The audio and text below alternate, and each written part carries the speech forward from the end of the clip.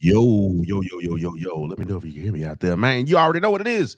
Cut the Malarkey Sports coming to you on your Wednesday night. We got a whole lot to talk about. Jam-packed show, man. We got to unpack a lot, man. The Super Bowl just happened, and you lost a whole lot of damn money. Nod your head. Nod your head. I already know.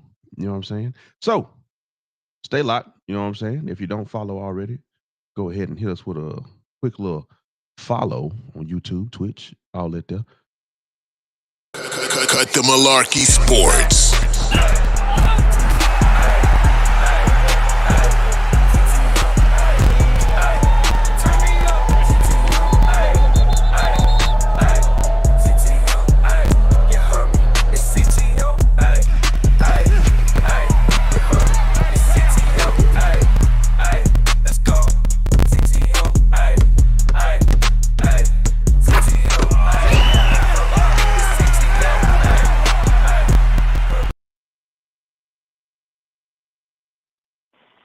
Yeah. Welcome to the show. D-Trail 217 on the left of your screen. Mike Benson in the middle. Black Haven Mon on the right, being a ghost as usual. What's happening, fellas? Hey, can you hear me? Can you hear me? Barely. Barely? Yeah. All right, hold on. So we in this thing? Yeah, we in here, man. What's happening? Man, ain't no much. Know a lot of people broke today. A lot of people try to get their house back, get their rent money back. Of course. So I guess that's what we're starting. A lot of people put their money on the wrong team.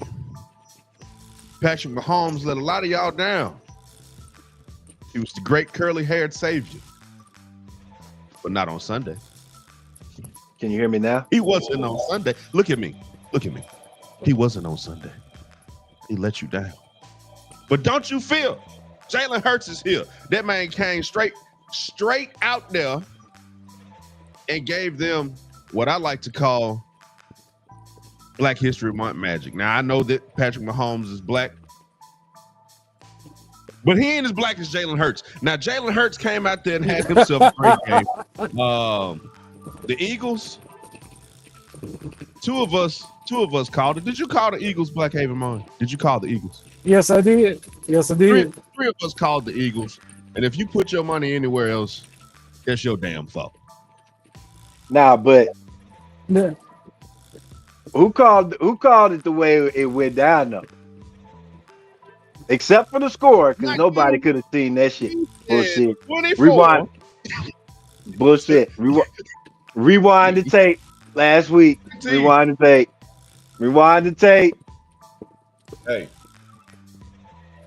Yeah, I thought it was gonna be a lot closer than it was. Everybody did. Everybody. Now the score, nobody predicted. All right, but as far as like how the penalties were gonna go, and especially if the Eagles started showing their dominance versus KC, told y'all straight out. There was look, the gambling houses had to make their money back. Of course. You know what I mean? It's just, a lot of people really like Glorilla. 120, I think it was like 120,000, right? Yeah. On Kansas City. 126. Yeah. No, Glow. No. Oh, it was more than it was more people than that. Oh, it was definitely more people than that. What? I can't remember what the biggest one was, but I know it was over. I'm pretty sure it was over like 300 or 500,000. Hey. Not me. Not me. I wouldn't have done it. Now, At all. let's talk about At the obvious. all. The first call of the game was a clear with the referee. yeah, It was clear referee assistance. They could have let that call go. And Kansas City still managed to mess that up. They still managed to not capitalize on obvious. Bro, I'm sure anybody can agree that first call, that offensive interference, could have just been let go. They hand fought pass interference. Yeah, it's a bullshit call. They It's a hand fought the bullshit call. entire play, and just because his hand ends up flicking up a little higher during the last portion of the hand fight, catching him up higher, they hand fought the whole play. So if you were gonna call anything, you should have called defense. Yep. Bruh. You should have let that go. Let me say something. Shit, that would have been a bad call too. That would have been a bad call too. Shit, either way, they should have let them play that out. Let me tell you something. The way the Philadelphia Eagles played when they came out of that game, and then they came out after halftime. Even if the refs had been trying to trip and throw a bunch of calls, it wouldn't have mattered because them boys would have just kept coming. They were on a mission. Look, they didn't let Kelsey go nowhere by himself. He wasn't going in free man's land. They had a body on him always. Anytime he tried to get up there in a route and creep up behind the linebacker, they always had somebody on him. You got to spy Kelsey. They took away. They man, you're saying you got the secondary to man up with those receivers.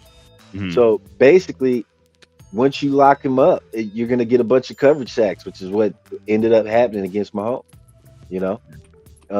Start taking coverage sacks. So I'll say this real quick before we got to move on. Let me say this real quick.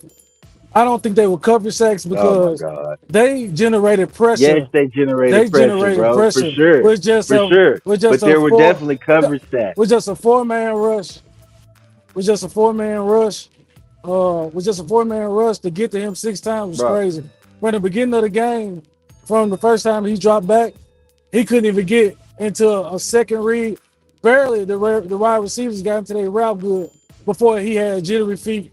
It was already moving up in the pocket. Excluding 24 yards passing. The sacks in which may have happened in about 2 seconds. Anything that goes longer than 3 seconds and is a sack is a coverage sack, my guy. That's a coverage sack. It has nothing to do with the pressure. Yes, the pressure was definitely there. And that's what I'm saying. But at the end of the day, you got the secondary to lock up his receivers. As long as you're putting a body on Kelsey, he doesn't have an escape route. He's gonna, and it's what happened. He took multiple sacks. Oh yeah, he took multiple sacks. Pause.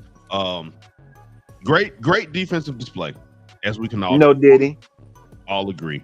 But in closing, Mon on some he just want to be he want to be contradictory to anything I say. You know what I'm saying? Oh no! You ain't let me get it out. You cut me off. I had to. I had to because you was going down the wrong path, brother. You was going down the wrong path. We just saw different things. That's all. Okay. I'm trying to tell you what's really happening. For him to have one. Okay. I said finish so we can move on. Okay. I'm done. So, from what we saw, do you think going forward, going into next season, the Eagles have a chance of making it back with what they got now? The Eagles are built to last. Everybody that they got, they made an impact in the Super Bowl in last season. Most of them are sewn up already. Some of them are rookies. some of them are on rookie contracts. They really are built to last. You know what I Now mean? So I can really see them duplicating what they did this year for the foreseeable future. Now remember, they are getting a new play caller. And yeah, offensive coordinator.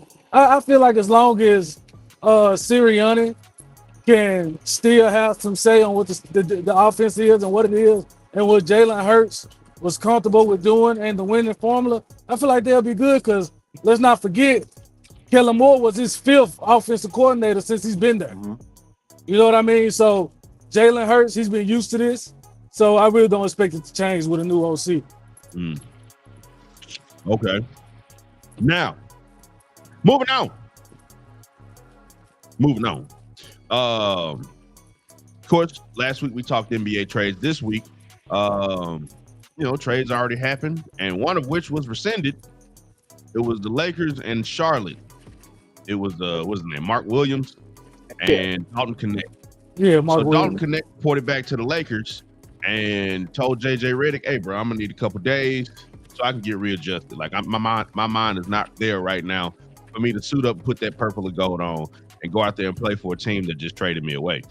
Because the only reason I'm back here is because the guy you wanted had some underlying health issues, which was Mark Williams.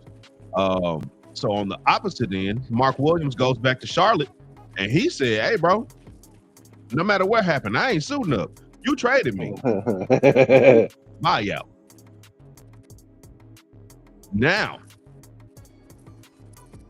are we gonna look at this through the same lens that we looked at Jimmy Butler through? Does he get the same scrutiny? Oh, you know, it's not gonna happen. You know what I'm saying? That ain't gonna happen, bro. Because it's not. It first of all, Jimmy. Look at the difference of stardom you're talking about, right? And the different types of markets each player brings. It's easy to start running with narratives behind a bigger star, who's pretty known in the sports world in general, beyond the scope of just basketball. You know what I mean? Yeah. Yeah. So I do not expect to see this get the same attention at all. So, what about you, Black Haven Mark? Who knows what he got going on? So, well, we still talking about the Mark Williams? We just talking about the Mark Williams? Yeah. Okay. Well, as far as Dalton Connect, I feel him on that because you feel like you're part of the future and you just traded me away. But Mark Williams is young too. I feel like Mark Williams would have filled a big hole, but Dalton Connect's still a dog. I feel like once he get out his feelings and realize it's a business, he'll get out there and do these things. As far as Mark Williams, all right, well, go get it up, bro. It's over with for you. It's over with for you. That boy's coming through like a robot. That boy is T-Pain. T-Pain. I'm in love with a stripper. T-Pain. Let it go. Let it go. Let it go, T-Pain. Look, man, I just think that is bull, because if we gonna sit here and we gonna call out Jimmy Butler for saying and demanding what he wants, calling out what he wants, calling his shot, if we calling him out for calling his shot as a grown-ass man who deserves the right to play for a team that he wants to play for, no matter if he is under contract, he's a grown-ass man. He don't want to play there no more. He ain't have to play there, Miami. But Mark Williams turns around and does the same thing, and ain't nobody said shit. I think that's bogus. That's bogus.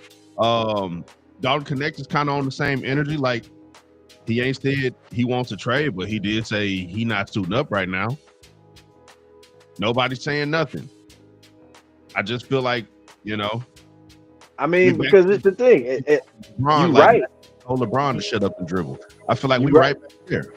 You're right, but it's not going to receive the same attention because Oh, these guys aren't. You know they're what I'm not. saying? They're So, not superstars. yeah, but okay. So since we talking superstars, let's talk Jimmy Butler. He started his we played his first game with the Warriors, and they pulled it out, bro. They got a dub. Bruh. So Hey, are they moving up in the rankings? I Rockets know took a 5-point lead on Arizona. Just want to let that know real quick. I don't know. 45-40. I don't think they have because as far as I know, it was just that one game so far. The Warriors, no, they're still at number 10. Suns are at 11, which y'all up 43-40 right now. We beat them yesterday. So No, 45-40, buddy. Okay. Yeah. Yeah, we just beat them yesterday, outlasted them. Barely, because Kevin Durant started cooking, but they started Bobo. Is Bobo starting tonight? Yeah, Bobo's starting tonight. But he only got 2 points, 1 rebound. He'll get better. Bobo. Especially starting minutes, but I mean he had a pretty decent I game just like saying that name. Bobo. Man. So with Anthony Davis going to the Mavericks, obviously, for Luka Doncic, which is still one of the most crazy trades. We thought the Jimmy Butler thing was crazy, but that's still one of the craziest trades. Anthony Davis is hurt. Already. And he's out for a few weeks, I do believe. He's missed an all-star weekend, likely 1 to 2 weeks even after that. Dallas. Yeah. It ain't looking good. It's not looking good. So it ain't looking good, Maverick fans. Conspiracies. Let me give you one I heard. Okay. Is that let's cook it up. This is all a scheme to move the Mavericks to Vegas. You get the fans pissed off. You get people ready to invest in this team moving to Vegas. You have a Kyrie, you have an Anthony Davis. You still got a couple decent pieces. You know what I'm saying? You got rid of your superstar. Nah, there's one problem with that. I don't even think, judging from Cuban's public statements, it doesn't seem like even Cuban was happy about this shit. He's not the owner anymore. Oh, who is? I thought Cuban was. He sold his share 2 years ago. So who's the owner? It's a woman now. I'm not mistaken. She took his shares over. So she's the majority owner. He's no longer majority owner. Okay. Which is why he made public statements like, I have no idea why this was done. Because it's the Adelson and Dumont families. They bought the team from Mark Cuban in 2023. Yeah. Okay. Yeah. So yeah, it's in the air that there might be a move to Vegas. But why would they move the Mavericks from Vegas instead of just getting an expansion team? That would be an easier move. Definitely be easier. Just expand. The NBA is already trying to do it. They already moved one team to the football team. So shit, you just expand and bring in a new team. Right. From Vegas. That would make more sense. But from what I heard on the streets is they've been trying to make improvements to the arena. They've been trying to get certain contracts in Dallas that haven't been getting approved. And instead of going back and forth, they were like, fine, we're going to move. And the pushback was, you can't move. Everybody here is invested in the Mavericks. We have too many season ticket holders and way too many fans for you to just move. Yeah, well, that shit it's sounding like what happened to the Houston Oilers.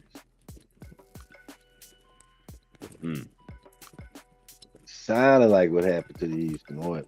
Some self-sabotage. So that No, it wasn't. No, it wasn't self-sabotage. If they're trying to work with the city and the Is city's Mike not in here? working with the owners, Y'all hear me? yeah, I'm in here. Yeah, we hear you. I hear you. You hear? Yeah. Hear mine? We all hear you. What's up? He didn't even want none. Go ahead, bro. I can't. I can't hear Mike. Go ahead. Well, I lost it now. I lost it. You saying so with the Houston Oilers, there was Oh, that wasn't self-sabotage. Yeah. So that's what I was saying. If Dallas has been trying to work with the city and the city's not working with the ownership, then yeah, I can see that happening. I can see that happening, especially under new ownership like that. Yeah, because if it was Cuban, that wouldn't even been a question. But with this new ownership, yeah, that you could see that happening. They've already made a major move, which was sending their franchise player, their young franchise player, for another franchise player, but with age, which they did need a big guy. True. Let's be real. True. Mavericks needed that big man presence. They needed that agile big man presence. That unfortunately in today's game, you gotta have people shooting a damn three, like is going on right now between the Suns and the Rockets, where it's just like literally. Like, I believe. Take a three. Hey, let's just take a three. Even Bo back out coming down court, pulling them up. But yeah, bro. Yeah. What's you know what we skipped over? What? We skipped over back to the Super Bowl shit. We skipped over D-Hop and his possible free agent moves. Oh yeah, he did. He was only on a deal for this season, correct? Mm-hmm. So well, he said he will be back with KC. After the Super Bowl, he did say that. Yeah, but yes, there are a lot of hot rumors. It was officially noted in the press that owner of the Houston Texans, Kyle McNair, went to the Super Bowl and had a nice little conversation, I guess, with D-Hop. Guess they exchanged a couple words or whatever. And the rumor mill is hot. D-Hop could come back to the H, which I mean, we would love to have him back. We would love to have a weapon like that for CJ come back. Bruh, our wide receiver core would be insane. Insane. I could see that if he were to go anywhere, I think he would go back there. Especially after the statements he made about the Tennessee Titans. Oh, yes, sir. Say mine. Say Drake. Say mine. Utter silence. Hey, and Derek, what did he say about those Tennessee Titans? Say Drake. He said that he lost his love for the Tennessee Titans. So that's fake news. That's fake news, bro. I looked at the whole press conference. He never said that. No. I looked at the whole press conference by Jim Wyatt. He never said that. So I don't know where you got that from, where you pulled that from. He didn't say that in the press conference. He said that in the interview. Yeah. Yeah. Well, I'll say this. Yeah, boy, it sounds like you got a bunch of gum in your mouth. He still lives in Nashville. He still has a house in Nashville. So, as much as I hate how I ended with D-Hop in Tennessee, I don't take him as a liar. And I take him as a man of his word. And he never really talked ill about the Titans at all until that came out. And Jim Wyatt had a interview with him during the Super Bowl, which he clarified that there was no ill will in Tennessee, that he loves Nashville. And then this comes out, and it just don't fit together. So I'm gonna take that with a grain of salt. Hold on, bro. He ain't got to have ill will towards the city to fall out of love with the game for a team that he's playing for. Thanks. Yeah, Okay. but I still All take that right. with a grain of salt. I don't Nah, think he nah, nah, said nah, that. nah, nah, nah, If nah, nah. You anything, trying to bunch if anything, he you would have trying to said that. bunch He would have apples and said that about oranges the together. Cardinals. Yeah, man. You trying to bunch apples and oranges together, and you got to keep it Okay. separate. No, sir. No, sir. The man said that Can't do about that. the Titans, bro. He, look. All right. Maybe he did not fit or did not like the ideology that was going on in the Titans organization. Maybe the coaching style for him had him fall out of love with the game. That shit can happen, bro. It doesn't have to mean he's got ill will towards the city just Well, because he well, fell he out ain't of coming love back to with the the game for Texans. the team. Nah, not at all. It just means that Like, more than likely he ain't coming back to Tennessee to play for y'all. Yeah, bro. I just don't. You know what I'm saying? I don't think that would have been with any other team. I think it was the fact that when he got to Tennessee, he was promised we're going for a playoff push, and then I think it was how long was D Hop there? About 1.5 years. The first year they had some trouble. The second year they trade away their cornerstone and Derrick Henry and left him. Yeah. After he was promised, we gonna go for this. We doing, you know what I'm saying? So hmm that would definitely make you lose your love for the game. It definitely would, because you're like, okay, look, I'm doing what I'm supposed to do. I'm working my ass off, and I'm not getting the results. So, you get frustrated, and you need a break. You need to walk away. But if you in this part of your career, you can't afford to. Can't afford to, because the next man is ready to step up. You know what I'm saying? I'll wait. So, So I'm you know, glad.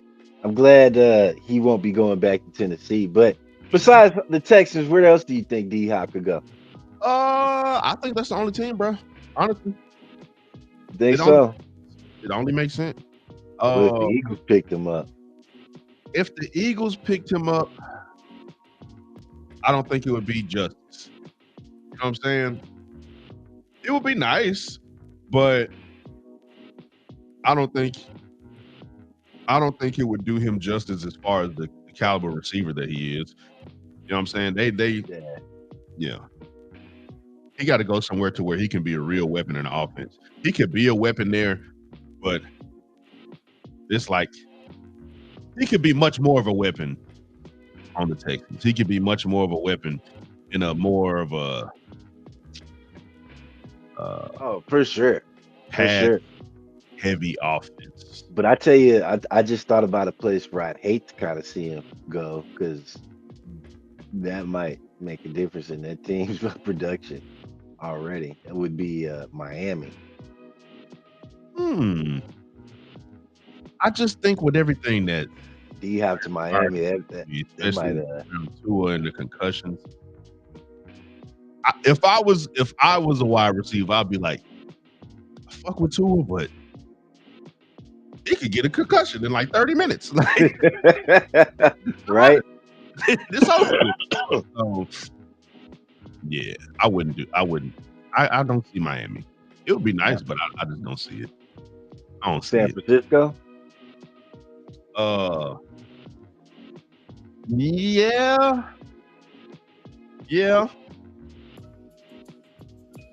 San Francisco would be dope. Like I said, I just see the Texans. He's got history with the Texans. He's got a huge fan base. If I'm not mistaken, he still has a foundation in Houston. Correct? Doesn't he have like a foundation or something? Probably. We never wanted. When his move came, that was a shock to a lot of people. It was like this Lucas shit. Yeah. Bill O'Brien, who was the coach and acting GM at the time, was the one that made that move. With that move, and I can't remember the offensive lineman's name that they had gotten rid of right before him. Mm-hmm. But it was those two players they got rid of. It was a tumultuous downhill effect from there because then Watson started doing what Watson did, basically like bucking the front office and like trying to get out of his contract.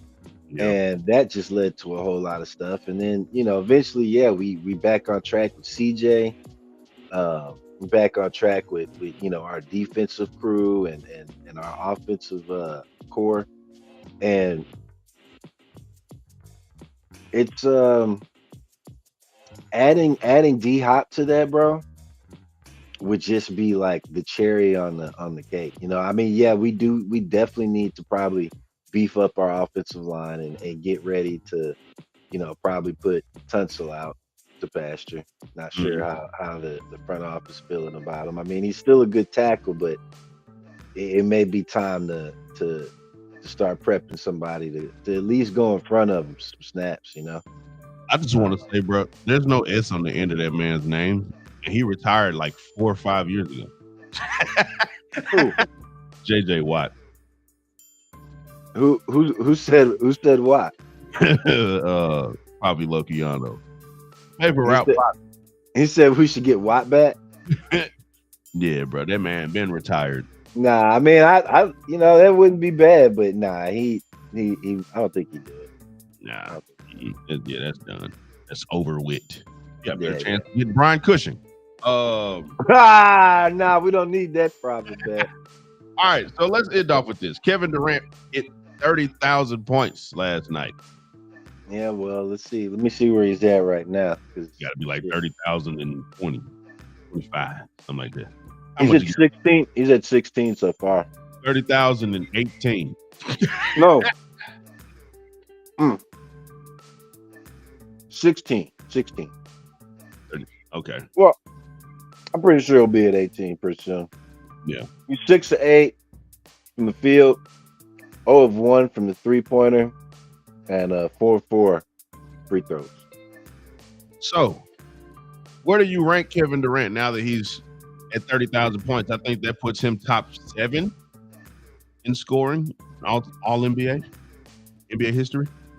Okay. Does that make him an all-time great because he's one of the scoring leaders now?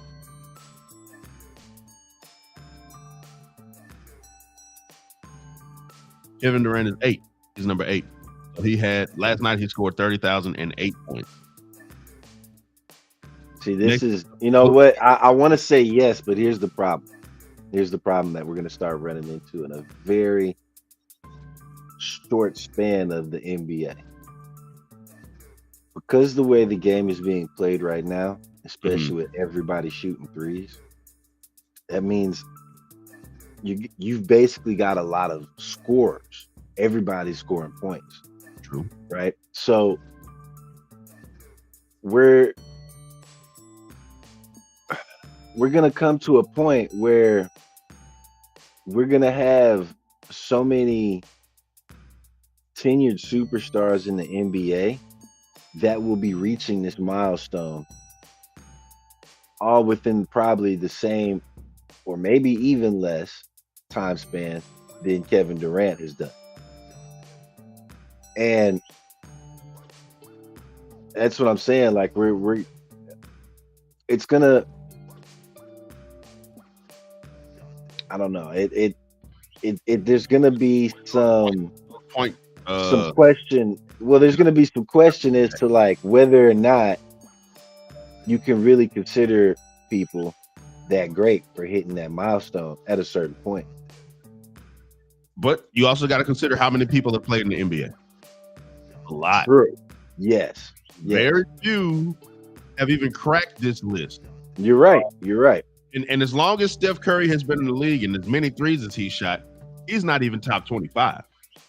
So that's got to be a pretty tight list if Steph ain't even on it. Who's on the list ahead of Carmelo Anthony at 28, 289. Shaquille O'Neal above him. Kevin Durant at number 8. Wilt Chamberlain at number 7. Dirk Nowitzki, Michael Jordan, Kobe Bryant, Karl Malone, Kareem Abdul-Jabbar, and LeBron James is number 1 with 41,623. And we all know how long LeBron is playing. And going. and going. Playing. But we know, you know how long he's played. He's played a long time to hit 41,623. Kevin Durant has 30,008 points. I don't know, man. I mean, he's definitely one of the greats for sure. I'm just worried about the future of the NBA if it keeps going down this path where everybody's shooting threes and Yeah, a lot of threes. I you just know I what I'm don't know. saying? Like I don't know everybody's scorers like they used to, bro. Because even DeMar DeRozan has 24, 6, 33. He's not even top 25. Steph Curry is right above him with 24, 6, 94. yeah, but these guys ain't done yet. They're not done yet. Russell Westbrook is on the list at 21 with 25, 8, 34. James Yeah, Harden at 26, 9, 31. exactly. Not look, they're not done yet, bro. And if we keep on looking, let's look to the we could put let's think of who we could put in the list right now for possibly getting to like the 20,000 milestone, right? Out of the Yeah. young bunch. I would definitely put Anthony Edwards in there. Oh, yeah, for sure. I put Jalen Brunson. Yeah, I agree. Definitely Jalen Green. Sengun. I don't know, bro. That's a little Nah, biased. Right there, no, sir, no, sir, no, Come sir, no, sir, no, sir, no, Come sir. on now. No, I'm telling you, it's not being biased. Look, and Wimbyama, Wimby, cool. Wimby, Reed, Austin Reed. Oh no, bro. I can see it. I can see it. Talking about a Kevin Durant that's dropping like 30, 35 a night. Bruh, we talking about Reeves that ain't nobody thought, and then all of a sudden dropped 40 plus on somebody's head a couple nights ago. Like, and he is the type of player that, can get streaky like that. So They give him Alexander. yeah, for sure. I'm thinking, bro, And that's what I'm saying. A lot of these up and coming fresh superstars, they're gonna be hitting these milestones so soon in their career that at a certain point it's gonna be hard to keep back who's great and who's not. Then we just push the needle of greatness then? Like, hey man, too many of y'all are reaching the great pinnacle, bro. Like y'all can't all like I still feel like that's great. There's still a lot of players in and out the door. You're right. The NBA and none of them some players that have come in, signed with a team, and literally played 1 minute with no points, and that's their NBA career. They go overseas. True. Like so True. I think it's still greatness. We just seen greatness elevated to a different level. Like we seeing a lot of guys inspired by the LeBrons, the Steph Currys, the Michael Jordans. They kind of young, so I doubt they'd be looking at Magic Johnson, but the Kevin Durant's, like they watching these guys growing up, and they get into the league and getting to play against these guys or play with these dudes. Pause. And look at KD's full body of work. After I said pause is crazy, but sure, he's a great scorer, bro.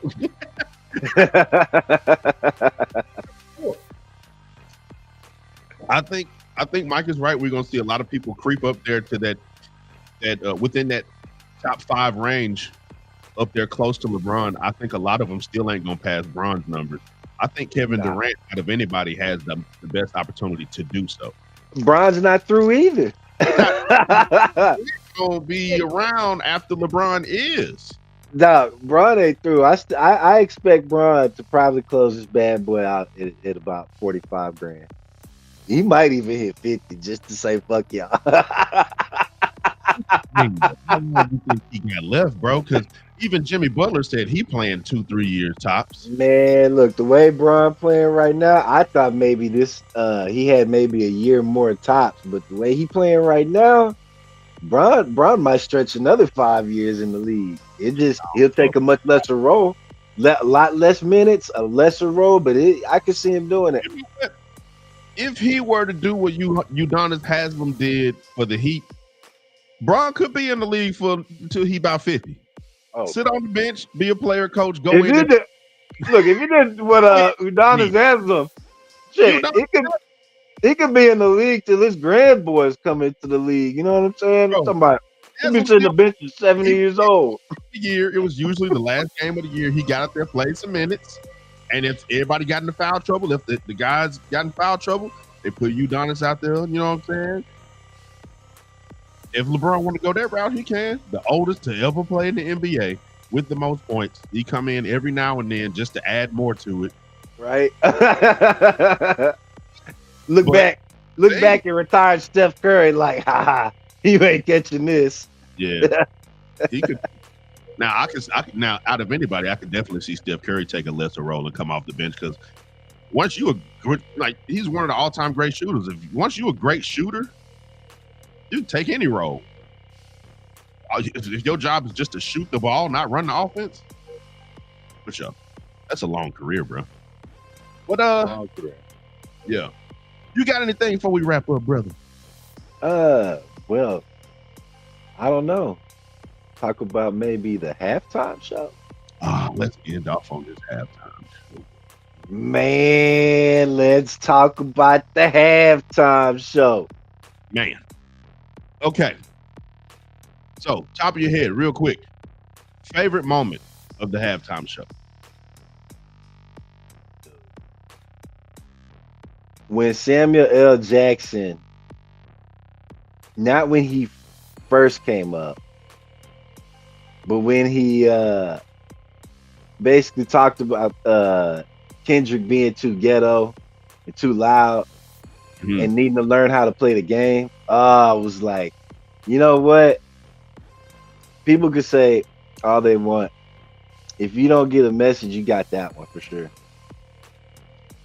I think that message still went over a lot of heads. I like it because coming into the show, he did the introduction. Kendrick comes out after he does his first couple bars, his first couple verses. He gives the revolution. Revolution is going to be televised. You picked the right time, the wrong guy. I was like, okay, I understood where this was going to go. Oh, already look. The whole entire performance was a masterwork of art. Oh yeah, for sure. And it was like people don't understand all that artistic expression. Bullshit. Yeah, they do. They understand when they want to. That's for sure. Oh yeah, when they want to. Right. Yeah, for sure. So that was something that Trump had to watch and ended up leaving the game early because he couldn't stand watching that performance. Let me tell you this little nugget that I found out from one of the stage crew. People, including myself, said that the performance was impactful. It was strong. It was great message. You know what I'm saying? It was for the culture. It was for LA. It was for the culture. And I said myself, I felt like there were moments where there could have been, like this moment was huge. No Diddy. And it could have been bigger. Fireworks, a band, a HBCU marching band. What things that I said? I said the last two. I didn't say fireworks. Now, from what I heard, from what I learned from this stage worker, he did that already though. There were fireworks planned. The fireworks got X'd at the last minute because Donald Trump came. They had to change it because he was in the building, which I think, in my opinion, is some bullshit. Because, bro, come on. Oh, no, yeah, it's definitely some bullshit. But the marching band, I could have swore when Kendrick did the halftime show with Snoop and Dre, he brought on a marching band, right? Correct. So why would he bring on a marching band again? I feel like for the last two songs, Not Like Us and Turn TV Off. Turn the TV off. Now, Turn the TV Off would have been badass for the marching band. I ain't gonna lie. Those two songs over the top, and fireworks to end it or to bring you into those two songs, one of the two, bro, over the top. And Like I I mean, said, but it was already over the top. Look. it was great. The performance was great. If you They follow, had the most viewership, bro, the they most viewership. crushed the numbers. And look, I was checking. I've been checking YouTube daily that halftime show because yes, I have been watching that motherfucker over and over again. That bitch is good in a motherfucker. I don't give a damn. But look, The more I they watch were. it gets. It's over 45 million views on YouTube. Yeah. And So count. Usher, who had the most on YouTube, and Usher took 11 months to get 31. Bruh, this has only been it. This is only Wednesday. Yeah. And some more nuggets for you. Not Like Us returns to number 1 on Spotify Oh, days after the performance. The rest of the songs that he performed, including other songs from his catalog, all skyrocketed. And he's gained 2.1 million listeners on Spotify alone since Sunday. he has the only rap song that went double diamond, but I can't remember which one it is. Is it it just recently happened. See, look that up for me and see which because I remember reading he has the only rap song in history to go double diamond. I do know this. He won a Pulitzer Prize also. A Pulitzer? Yeah. Yeah, Yeah. he won a Pulitzer. I heard about that. He's only the second artist to go double diamond. And Yeah, but the only rap artist. this was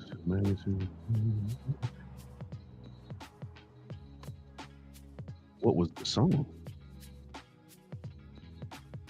Humble went double Okay. diamond. But I mean, I could see that Humble was everywhere. Honestly, it depended on what city you were in too, but Humble was everywhere. No, everywhere, bro. Everywhere.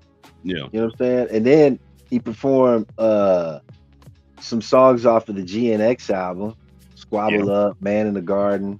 Yeah. I think there was another one. I think there was another one. Luther.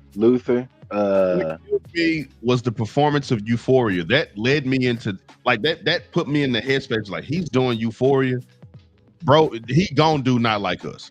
Oh yeah, because we all talked about the lawsuit and all of that shit. We was like, okay, the lawsuit is out there. He's not gonna perform it because Drake is threatening suits against you know what I'm saying the record. You didn't hear what?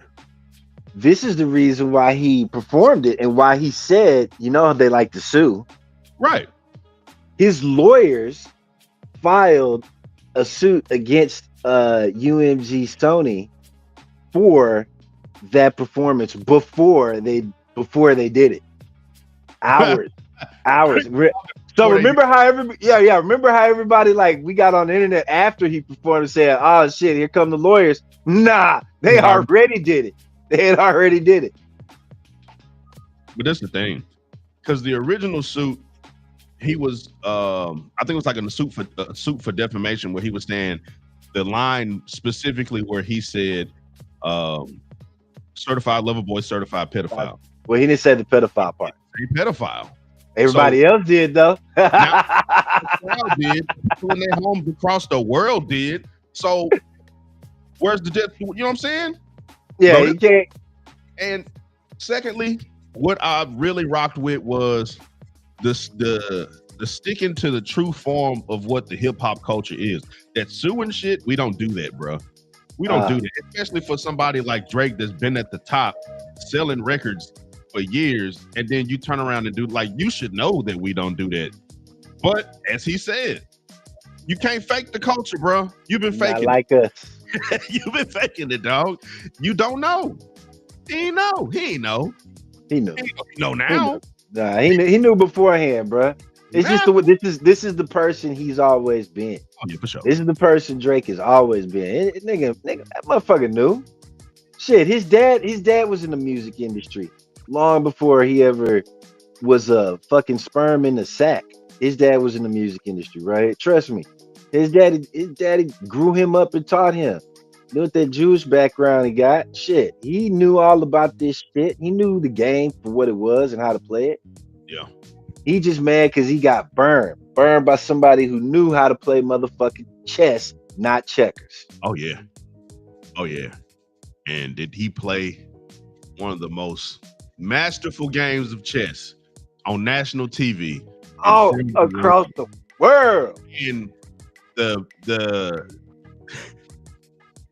the the statements made online really open your eyes to the people that really think less than, like, you know what I'm saying, they think a certain kind of way about people that for the culture of the culture, because it came to a head, bro, when I read all across these internets this was a DEI Super Bowl.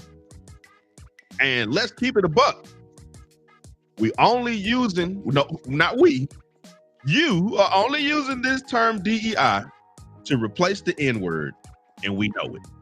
So, if you're going to say that, we already know what it is. We see your true colors. We see this picture of this truck as your profile picture because you're scared to show your face. We already know. We already know what it is, bro. Look, these are the ones that came across my timeline if they weren't, definitely enthralled and excited about K-Dot's performance. Were the ones that were like, well, I'm a K-Dot fan, but I thought this performance was a little stale, or I thought it was a little boring. It lacked it. Wasn't that many hits. It was like, wait a minute. Did he not play some motherfucking hits during that motherfucking halftime show? The ones that wanted, well, like you just said at the beginning of this, Samuel L. Jackson said what? Oh, you know how to play the game. That's what they want to hear. That's what they wanted to hear. That don't make you a fan. They wanted that jigaboo shit. Look, they wanted Lil Wayne screaming. Well, they wanted Lil Wayne. Lil Wayne did a show during the halftime show, and they got footage of that shit. And this motherfucker screaming on the mic like he's a punk rocker on meth. Like, nobody wants to hear that shit. Nobody wants to see him cracked out on the stage. You know what I'm saying? Then they want who? They want fucking Drake doing this shit? The fuck out of here. This man to drop 14 songs since Not Like Us. Let the record show, all right? Drake has dropped 14 fucking songs since Not Like Us, and none of his followers talk about it. They ain't talking about them songs, are they? They constantly over here talking about how K-Dot ain't doing this, or K-Dot shit is just mid, or it's whack. I like K-Dot, but I don't really like Not Like Us. It's not that great. It's not that great. Man, let me tell you something. This song alone won 5 motherfucking Grammys. You got little kids singing this shit. You got little white kids singing this shit. Okay? All right? You got this shit across the world. If they would have shown the footage over there in Europe and everywhere else where they were watching the Super Bowl, guess who also would have been singing? People across the world. Bro. You know what I'm saying? Close this. Man, that song right there is the biggest diss song since Hit 'Em Up. And the cap on this for me is when I saw the videos that weren't at the Super Bowl of people watching the performance on TV. Everybody glued at bars, casinos, in Vegas. And my favorite was on a Carnival cruise line. They had them tuned in to the halftime show on the main deck at the pool, and everybody screamed at the top of their lungs. A minor. Yeah. That was so done, dog. When I say it was literally everywhere. Everywhere. It was literally everywhere. Everywhere. And that's it, bro. It was, to me, masterful performance. Samuel L. Jackson set that off like over the top. With narration. Yeah. I mean, I said, I still think certain things would have been dope, but I look forward to seeing those on his tour. Like, the possibility of a live band backing on certain tracks, or, but all in all, to me, phenomenal. And the bonus. I ain't gonna lie. Now that I think about it, a marching band on turn the TV off and TV off, marching band, over the top would have been. yeah, that would have been the cherry, the definite cherry on the cake. You know what I'm Yeah. saying? I don't know as much as like I know we want Not Like Us because that's definitely getting played during halftime shows in colleges, Mm-hmm. but definitely TV off, bro. That Oh, yeah. one needs the marching band for sure, Oh, for sure. For sure. The way it comes in is Yeah. yeah. And then the But fact he that brought TV but he off and brought mustard out there though. He brought mustard out there though. yeah. When Drake ever did this shit? Well, you can say a lot about Drake, bro. Say a lot about Drake. I'll tell you one thing. Kendrick Lamar ain't showing up to no concert with fake bullet holes and smoke coming out of him. So this has been yeah, bro. Yeah, that shit was so whack. I seen that whack shit. So look, man, you want to say your piece? Tell the people where to follow you at, man. Facebook, Mike Benson, hit me up. You know what I'm saying? I'll be dropping a bunch of news on a bunch of shit. For sure. Y'all make sure y'all follow Mike Benson on Facebook. You follow me everywhere, DTreal217.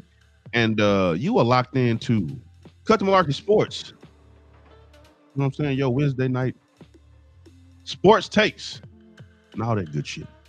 Y'all have a great night. We'll see y'all next Wednesday at 8 o'clock. Lock it in. Follow, subscribe, share it to your friends. All of that. You know what I'm saying? It's much appreciated. Sharing is free. Sharing is caring. Be caring. Not Karen, but caring. You know what I'm saying? Yeah. Appreciate y'all. Cut the Malarkey Sports.